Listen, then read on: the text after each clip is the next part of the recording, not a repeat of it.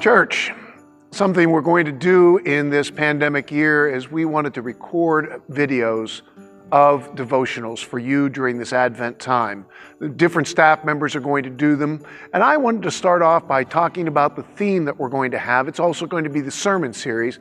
It's about home for Christmas.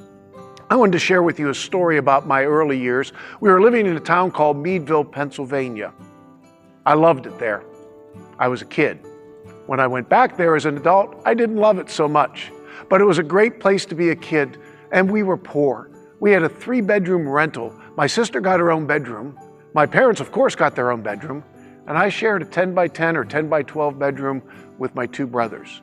The only private space I had in my life was a shoebox under my bed. But it was a great time. I was a young kid, maybe I was naive. I've told this story before. We were the first town to get cable TV back in 1964, but it wasn't really cable. It was just, there was no reception for TV. And back in those old days with the rabbit ears and the house antenna, so they ran a cable down from the top of the mountain down into the town, and we actually had cable. But on top of that cable tower, there was a red light. I was just a kid. I thought it was Rudolph's nose. I was so excited for Christmas to come.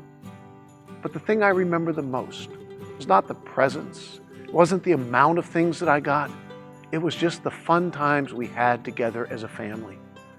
We'd go sled riding down the road. We had snowball fights. We did all sorts of things outdoors. We played outdoor snow football, which is great because when you got tackled by your older brother, it didn't hurt as much. But it was just a very simple time.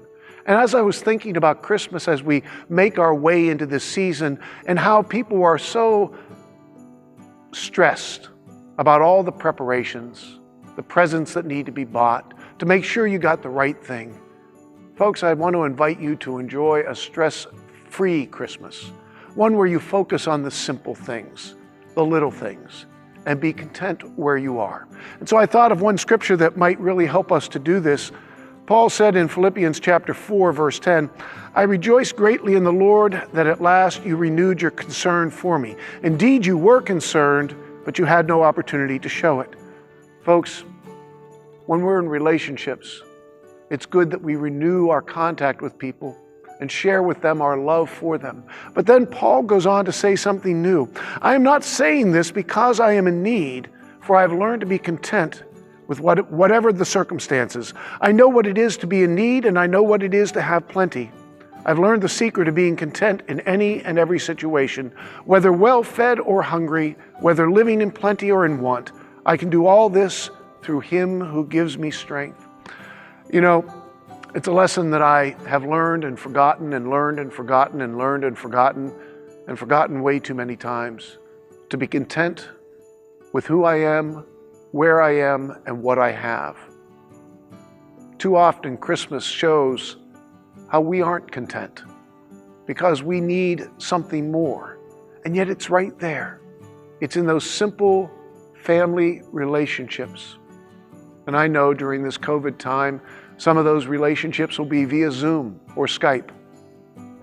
But ask God, because it's through Christ who strengthens us that we can do these things. Ask God to give you a peace and a joy in celebrating the real reason for this season. Thanks. We'll see you next week.